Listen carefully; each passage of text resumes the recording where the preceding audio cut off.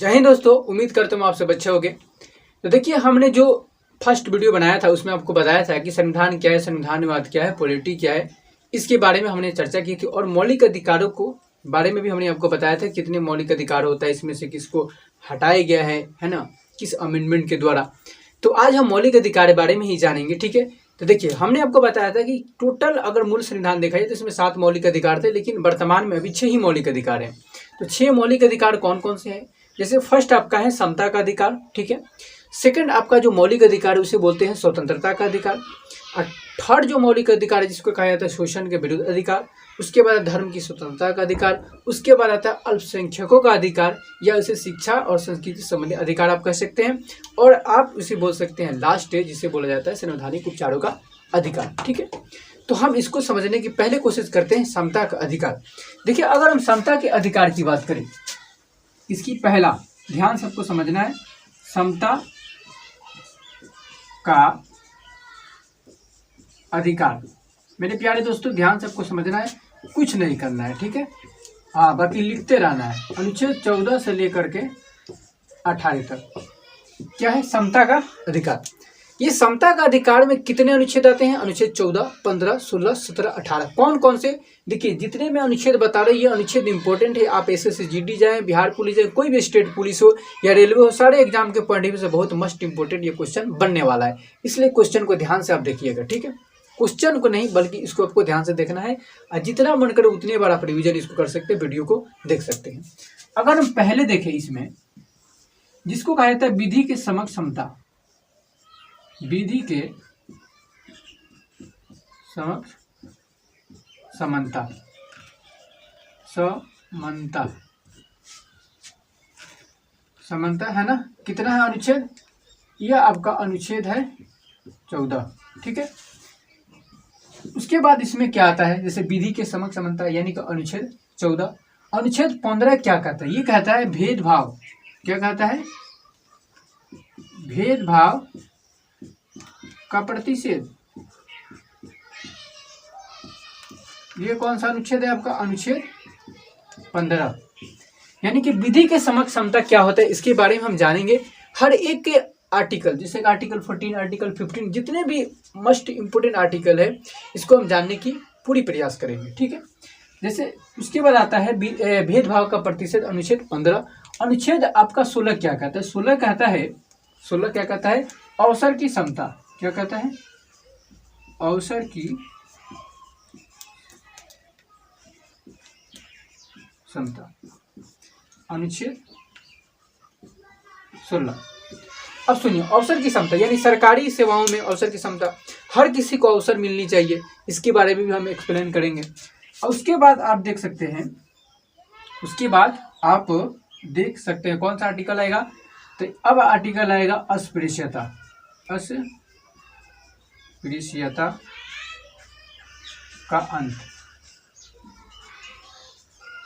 जो अनुच्छेद 17 है, ठीक है। और उसके बाद एक आपके पास आएगा जिसे बोला जाता है उपाधियों का अंत।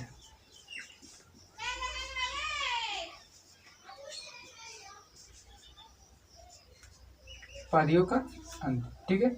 ये अनुच्छेद 18 टोटल। आप देख सकते हैं कितने इसमें आपके आर्टिकल 5 आ गए ना। एक विधि के समक्ष समता आर्टिकल अनुच्छेद 14, इसमें भेदभाव का प्रतिषेध अनुच्छेद आपका कितना आ गया? 15। और इसके बाद इसमें आ जाता है अवसर की समता, जो आपका अनुच्छेद 16। और उसके बाद आ जाएगा आपका अस्पृश्यता का अंत यानी छुआछूत का अंत, अनुच्छेद 17। और इसमें एक आ गया उपाधियों का अंत, अनुच्छेद 18। टोटल कितने हो गए आपके पास?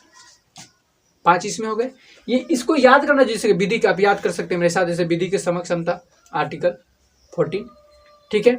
विधि के समक्ष समता, उसके बाद भेदभाव का प्रतिषेध, भेदभाव का निषेध, है ना। भेदभाव मना करता है, नहीं करना चाहिए, है किसी भी आधार पे। अब किसके पूरे बारे में हम जानेंगे, लेकिन नेक्स्ट लेवल पे जानेंगे, ठीक है। अभी मैं पूरे आर्टिकल को समझना है। अब देखिएगा आप, अवसर की समता सरकारी सेवाओं में, है ना। लोक के नियोजन में अवसर की समता जिसको कहा जा सकता है। उसके बाद आपका आएगा अस्पृश्यता का अंत आर्टिकल 17, अस्पृश्यता का अंत आर्टिकल 17। आप मेरे साथ बोल सकते हैं अस्पृश्यता का अंत आर्टिकल 17, अस्पृश्यता का अंत आर्टिकल 17। उसके बाद आता है उपाधियों का अंत, उपाधियों का अंत आर्टिकल 18, उपाधियों का अंत अनुच्छेद 18, उपाधियों का अनुच्छेद 18। ये हो गया। अब हम नेक्स्ट चलते हैं, नेक्स्ट लेवल चलेंगे अगर दूसरे नंबर पे, जिसको कहा जाता है स्वतंत्रता का अधिकार, स्वतंत्रता का अधिकार। ये भाई स्वतंत्रता का अधिकार कहाँ से आता है, तो अनुच्छेद 19 से लेकर के 22 तक, अनुच्छेद 19 से लेकर के 22 तक इसे बोला जाता है। आप ध्यान से देख सकते हैं स्वतंत्रता का अधिकार, स्वतंत्रता का अधिकार। आपको स्वतंत्रता दी, बोलने की स्वतंत्रता आपको दिया गया है। अब बोलने की स्वतंत्रता का मतलब है जो मन करे जिसको मन करे जो बोल दो, जिसको मन करे जो बोल दो। नहीं भाई साहब, याद रखिएगा भारत का संविधान में जो वर्णित मौलिक अधिकार है वह एक सापेक्ष, इसे सापेक्ष अधिकार कहा जाता है। क्यों कहा जाता है, क्योंकि उसमें अनेक प्रतिबंध है। लेकिन वही अमेरिका के संविधान में जो मौलिक अधिकार है उसे निरपेक्ष अधिकार का, क्योंकि इस पे कोई प्रतिबंध नहीं है। तो आप ये नहीं कि जो मन करे सो कर सकते, नहीं, आपके अनेक प्रतिबंध हैं। समझ रहे हैं बात को ना।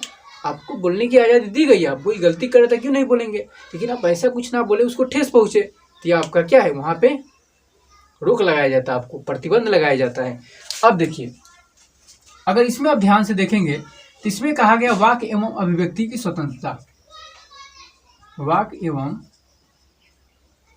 अभिव्यक्ति,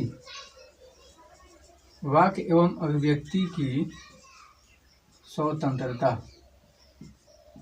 स्वतंत्रता। ये अनुच्छेद कौन सा है, बोलिए, अनुच्छेद 19 है, ठीक है। उसके बाद क्या आता है, वाक एवं अभिव्यक्ति की स्वतंत्रता के बाद बता दीजिए आप ही। वाक एवं अभिव्यक्ति की स्वतंत्रता के बाद अब क्या आ जाएगा, अपराधों के लिए, अपराधों के लिए दोषसिद्धि का, अपराधों के लिए दोषसिद्धि के संबंध में संरक्षण अनुच्छेद 20, यानी कि अपराधों के लिए दोषसिद्धि के संबंध में संरक्षण। मान के चलो कोई व्यक्ति अपराध किया, ठीक है, जब अपराध कर दिया तो उसको ये अपने वो दोषी है या नहीं है उसको सिद्ध करने का मौका दिया जाता है। मान के चलो किसी ने अपराध, किसी को मारा, तो वो बोला कि मैंने नहीं मारा, तो भाई सिद्ध करो कि नहीं मारे, बताओ मुझे, है ना, उसका सबूत दो। और किसी ने बोला कि नहीं भाई वो मारा, तो ठीक है बताओ, उसने मारा तो सच में मारा, तो उसे सिद्ध करके दिखाओ। तो इसका आपको संरक्षण दिया गया है, तो आपको बताना है, आपको सिद्ध करने का आपको मौका दिया जाएगा, ठीक है। ये लिए जैसे आर्टिकल आप आ जाते हैं 21 क्या कहता है, तो प्राण एवं जीवन का अधिकार आप लिख सकते हैं डायरेक्ट, जीवन का अधिकार, प्राण एवं दैहिक स्वतंत्रता का अधिकार है, ठीक है, इसमें हम जीवन का अधिकार डायरेक्ट लिख दिए। याद रखिएगा सुप्रीम कोर्ट ने इसको बहुत ज़्यादा विस्तार किया, बहुत ज़्यादा इसके बारे में हम डिटेल में पढ़ेंगे। उसके बाद हमारे पास आता है जीवन का अधिकार, वाक एवं अभिव्यक्ति की स्वतंत्रता, अपराधों के लिए दोषसिद्धि के संबंध में संरक्षण, जीवन का अधिकार। जीवन का अधिकार के बाद आएगा कुछ मामलों में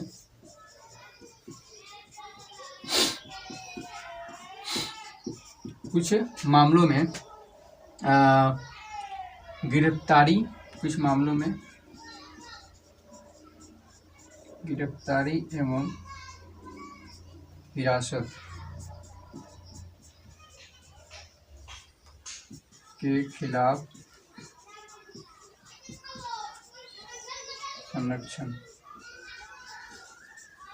ये अनुच्छेद आपका कौन सा है, अनुच्छेद 22, जिसमें कहा गया कुछ मामलों में गिरफ्तारी एवं हिरासत के खिलाफ संरक्षण का अधिकार, कुछ मामलों में गिरफ्तारी और हिरासत के खिलाफ संरक्षण का अधिकार। तो ये आपके अभी हमने कितने बात की, इतने आपको आर्टिकल डिटेल में पढ़ना होता है। याद रखिएगा मेरे प्यारे भाई, इतने आर्टिकल, जितने आपके आर्टिकल, इसमें 4 आर्टिकल, इसमें 5 आर्टिकल, इसको पढ़ेंगे बढ़िया से, बहुत बढ़िया से पढ़ेंगे। मैं भाई एक यूपीएससी सिविल सर्विस एस्पिरेंट हूँ, ठीक है, मैं यूपीएससी का प्रिपरेशन करता हूँ, मैं बहुत अच्छी तरीके से पढ़ा हूँ, भारत के बेहतरीन एजुकेटर से पढ़ा हूँ। मैं आपको कोशिश करूँगा कि आपको मैं समझाऊँ, जो पैसा एफोर्ड नहीं कर सकते हैं तो वो कैसे पढ़ें, है ना। तो आपके लिए चैनल पूरा है, अब पूरा डिटेल में पढ़ाऊंगा, आप सब्सक्राइब कर लेना। फिर जाना अबाउट सेक्शन में जाकर के वहाँ पे चैनल जाएगा फेसबुक का, सॉरी फेसबुक नहीं व्हाट्सअप का, वहाँ पे चले जाना, वहाँ पे आपका इसका नोट्स मिल जाना, ठीक है, मिल जाएगा पक्का।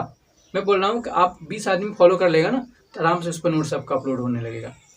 इतना हो गया, है ना। स्वतंत्रता का अधिकार, वाक्य एवं अभिव्यक्ति की स्वतंत्रता, आर्टिकल अनुच्छेद 19, अपराधों के लिए दोषी के संबंध में संरक्षण, अनुच्छेद 20, जीवन का अधिकार, अनुच्छेद 21, कुछ मामलों में गिरफ्तारी एवं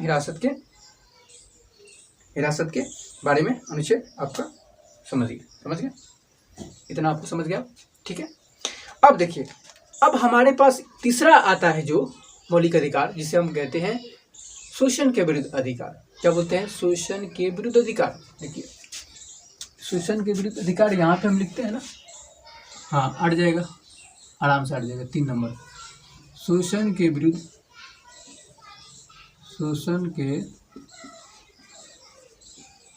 विरुद्ध अधिकार। ये कौन कौन आर्टिकल है आपका? आर्टिकल 23 और 24। 23 आप देखिए, अनुच्छेद 23, जिसमें कहा गया है, क्या कहा गया है? तो क्या कहा गया है? मानव के दुर्व्यवहार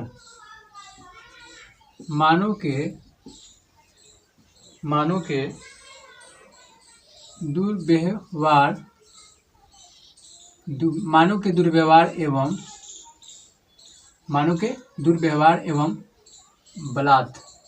बलात्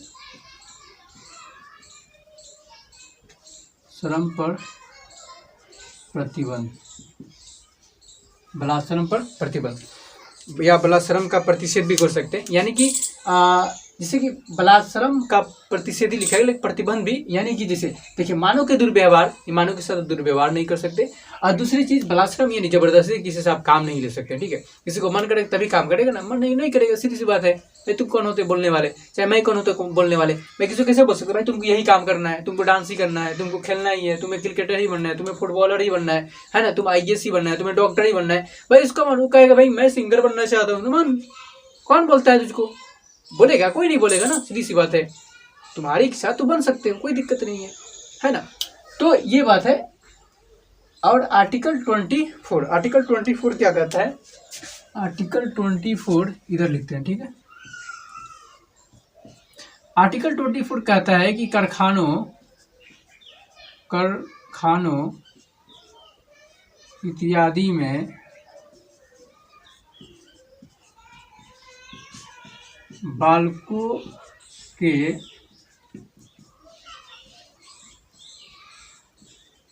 नियोजन पर प्रतिषेध। कहने का मतलब क्या है कि कारखाना इत्यादि में बालकों के नियोजन पर प्रतिषेध है। कि अब छोटे छोटे बालक देखिए 7-7 साल 8 साल के बच्चे को काम पे लोग लगा दे रहे हैं, वो भी खतरनाक, जहाँ पे प्रदूषण है ना। अभी वर्तमान में अब देखेंगे कि यमुना का स्थिति कितना एकदम इतनी झाग ये उसमें उत्पन्न हो रहा है, जैसे हम लोग घर पे सर्फ से अपने कपड़े धोते हैं ना, उस तरीके से। अब सोचिए एक बार, जो पानी 70% दिल्ली गवर्नमेंट उस पानी को यूज करती है, लोगों को देती है पीने के लिए, डिफाइन कर करके, उसके लिए प्लांट लगाया गया है ना, अलग अलग। अब सोचिए, अब खुद एक बार सोच के देखिए, तो ये कौन करता है? हम ही तो करते हैं ना, बोलिए, हम ही तो करते हैं ना। इस वायुमंडल को सत्यानाश करने पर हम तुले हुए हैं, हम नहीं तुले बने, वही सब तुले हुए हैं। करोड़ों आपको दे रहे हैं, 1 रुपया 90 रुपये कमा रहे हैं, है ना। आप वही कर रहे हैं, वो भी वही कर रहे हैं, लेकिन आप थोड़ी ना कर रहे हैं। आज गांव में देखिए, गांव में कितने मजे से आदमी रह रहे हैं। गांव से लोग भाग रहे हैं शहर में, भाई शहर में जाएंगे, आराम से रहेंगे, होटल लोग कहेगा शहर में फलाना। नहीं भाई, पढ़ा लिखा इंसान जो होता है ना, होशियार होता है, तो शहर में तो बिल्कुल नहीं रहता है। मजबूरन बस किसी को रहना पड़ता है, याद रखिएगा। और अपनी सुरक्षा खुद आपको करनी होगी, याद रखिएगा, आज इसकी दौर में। तो आपने देखा, पहला हमने देखा मौलिक अधिकार, जिसमें कहा समता का अधिकार, जो आर्टिकल 14 to 18, और आपके स्वतंत्रता का अधिकार, जिसमें आपको 1922, और शोषण का विरुद्ध अधिकार जो 23, 24। 23 हमने बताया आपको मानव का दुर्व्यवहार हो गया या बलात्श्रम पर प्रतिषेध हो गया। आर्टिकल 24 में हमने आपको बताने की कोशिश किया कि आप देख सकते हैं कारखानों इत्यादि में बालकों के नियोजन पर प्रतिबंध। अगर हम आगे देखें कि जैसे कि हमने 3 बता दिया आपको, शोषण के विरुद्ध अधिकार। अब आता है धर्म की स्वतंत्रता का अधिकार, धार्मिक स्वतंत्रता का अधिकार। अब देखिए धार्मिक स्वतंत्रता का अधिकार चौथा आपका मौलिक अधिकार क्या कहता है? धार्मिक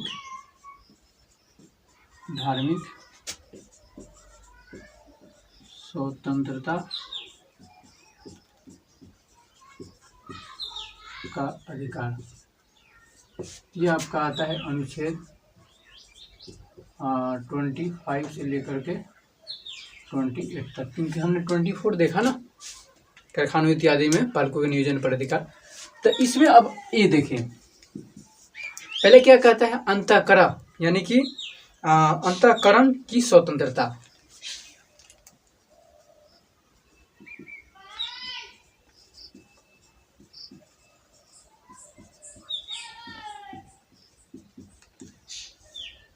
या अंतःकरण की स्वतंत्रता है धर्म को आबाद रूप में, याद रखिएगा, धर्म को आबाद रूप में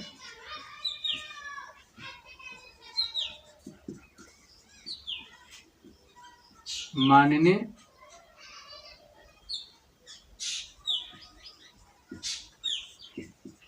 प्रचार एवं आचरण करने का अधिकार।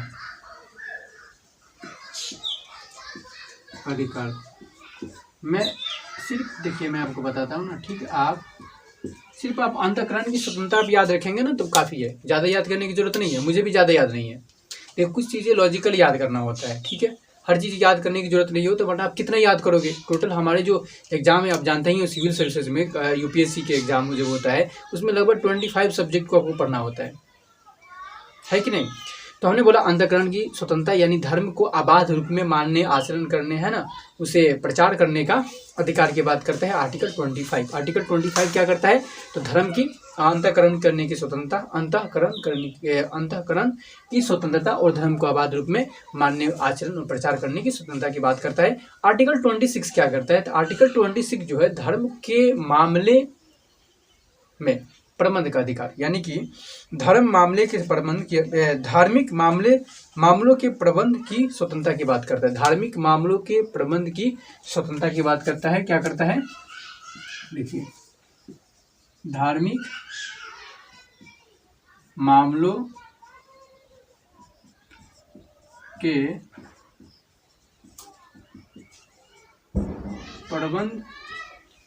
प्रबंध की स्वतंत्रता, ये आपका अनुच्छेद हो गया 26, यानी कि धार्मिक मामलों के प्रबंध की स्वतंत्रता। उसके बाद हमारे पास आता है कि क्या आता है?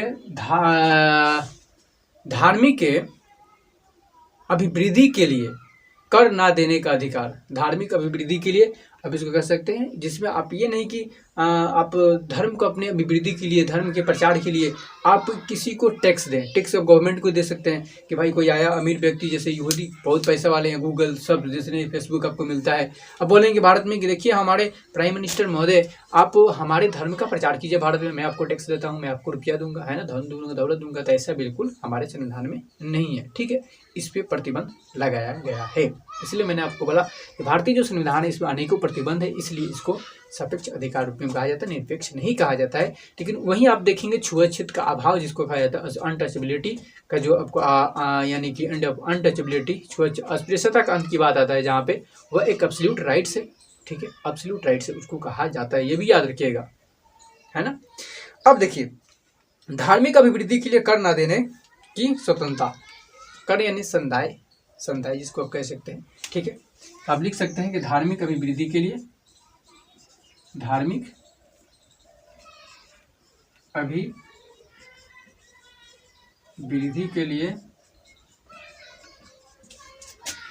कर ना देने की स्वतंत्रता, यह आपका आता है अनुच्छेद 27, ठीक है। उसके बाद हमारे पास एक आता है, हाँ, यानी कि राजकीय शिक्षण संस्थाओं में राजकीय शिक्षण संस्थाओं में धार्मिक शिक्षा पर प्रतिबंध, ये अनुच्छेद आपकी बात करता है 28। सुनिए, राजकीय जो शिक्षण संस्था है उसमें धार्मिक शिक्षा पर प्रतिबंध है। जो राजकीय शिक्षण संस्था है उसमें धार्मिक शिक्षा, स्पेशली आप किसी धर्म के प्रति आप शिक्षा नहीं दे सकते। आप ये नहीं बोल, जैसे मान के चलिए कि कोई बहुसंख्यक बोले कि देखो भाई मेजोरिटी मेरी सरकार है, मैं धर्म की शिक्षा दूंगा, मैं अपने जैसे कि स्कूल है, यूनिवर्सिटी है, तो राजकीय है, राज्य का है, वो केंद्र का हो या राज्य का हो, केंद्र का भी हो सकता है, राज्य का भी। अब उसमें धार्मिक शिक्षा, हाँ उसके लिए अलग बताया गया, लेकिन उसको जो संरक्षण दिया गया ना किसी और को दिया गया है, ठीक है। तो ऐसा नहीं है कि आप राजकीय शिक्षण संस्थाओं में धार्मिक शिक्षा का प्रतिबंध है, धार्मिक शिक्षा नहीं दे सकते स्पेशली, ये गलत रहेगा ना, क्योंकि ऐसे तो फिर संविधान का फिर कैसे होगा भाई, आपके देश में संविधान है और राज्य ही धर्म को प्रोत्साहित कर रहा है, तो फिर ये गलत हो जाएगा ना, राज्य ऐसा नहीं कर सकता। भारत एक धर्मनिरपेक्ष राष्ट्र है, पंथ निरपेक्ष राष्ट्र है। पंथ का मतलब होता है कि भारत एक सेकुलरिज्म, ऐसे कह सकते हैं आप कि जिसका तटस्थ रूप में ना मतलब धर्म को प्रोत्साहित कर सकता है, ना धर्म को बारे में कुछ कह सकता है। समझ रहे मेरी बात करो। अब देखिए, अब हम आगे बात करें जिसको बोला जाता है अल्पसंख्यकों का अधिकार, या आप उसे बोल सकते हैं शिक्षा एवं संस्कृति से संबंधित अधिकार। 5वां नंबर अधिकार के बारे में आप बोल सकते हैं शिक्षा एवं संस्कृति से संबंधित अधिकार। शिक्षा एवं संस्कृति से संबंधित अधिकार, जिसमें आपका आएगा अनुच्छेद 29 से 30, ठीक है। शिक्षा एवं संस्कृति संबंधी अधिकार में पहला आपका आ जाएगा, जैसे कि आप देख सकते हैं भाषा, इसे अल्पसंख्यकों का अधिकार भी कहा जाता है। याद रखिए, कहीं अब दे दे कि अल्पसंख्यक का अधिकार के बारे में बताइए तो 29-30 को अल्पसंख्यकों का अधिकार भी कहा जाता है, याद रखिएगा, ठीक है, ठीक है ना। भाषा, लिपि एवं संस्कृति के संरक्षण की बात करता है अनुच्छेद 29, यानी कि अल्पसंख्यकों की भाषा, लिपि और संस्कृति के संरक्षण की बात करता है। जो भी माइनॉरिटी है, उनकी जो भाषा है, उनकी जो लिपि है और उनकी जो संस्कृति है, कल्चर है, उसको प्रोटेक्ट करने का भी अधिकार ये संविधान में दिया गया है। अगर इसका कोई उल्लंघन करता है, कोई बोलता है, आपको याराजी बोलता है कि भाई आपकी भाषा को हटाया जा रहा है, आपकी लिपि को हटाया जा रहा है, आपकी संस्कृति को दबाया जा रहा है, आपकी संस्कृति खत्म किया जा रहा है, जो परंपराओं से चला रहा है सदियों पीढ़ी से, तो उसको आप खत्म नहीं कर सकते, क्योंकि हमें प्रोटेक्ट हो रहा है। इसको प्रोटेक्ट कौन करता है?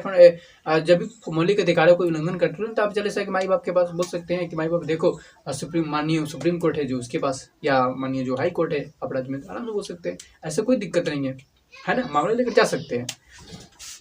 अभी इतना आसान नहीं जितना मैंने आसान से बोल दिया, ये भी याद रखिएगा। बिल की बात करें, अब कैसे होता है सब हम आगे बात करेंगे। अब इसमें आता है शिक्षण संस्थाओं में, यानी कि शिक्षण संस्थाओं की स्थापना, शिक्षण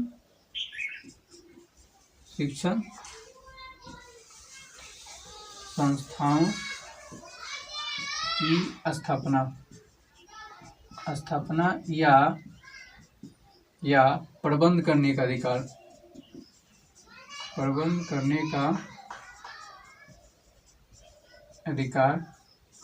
या आप बोल सकते हैं कायम करने का, है ना, ठीक है। समझ गए मेरी बात को। यानी कि शिक्षा एवं संस्कृति के संबंधित अधिकार आर्टिकल 29 और 20, यह आपका है 30, यह आपका है अनुच्छेद 30। अब इसमें एक ये तो हटा दिया गया, फिर भी इसको मैं आपको बताना चाहता हूँ। जैसे आप बोल सकते हैं संपत्ति का अधिकार,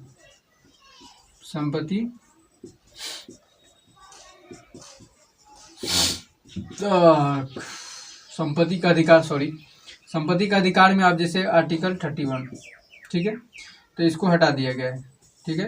और इसको हटा करके मूल अधिकार से कहाँ रखा गया, तो आपका जो आर्टिकल है 300A इसमें, ठीक है। इसको जो 44th अमेंडमेंट हुआ था 1978 में हुआ था, 44th अमेंडमेंट इसके अंतर्गत। तो ये आपका हो गया, ये इतनी सारे हमने बोल दिया, ओके। अब देखिए छठा अधिकार आपका क्या है। छठा अधिकार हम इसमें नीचे लिख देंगे, ऊपर लिख देते हैं ना, यहाँ पे कोई दिक्कत नहीं होगा ना, दिक्कत दिखाई दे रहा है, जैसे आप यहाँ पे लिख देते हैं, सबसे ऐसे दिखाई तो दे ही रहा है, हाँ। अब देखिए यहाँ पे जैसे कि संवैधानिक उपचारों का अधिकार, संवैधानिक उपचारों का अधिकार जो आपका दिया जाता है अनुच्छेद 32, ठीक है, संवैधानिक उपचारों का अधिकार। इसमें आप और इसमें डाल सकते हैं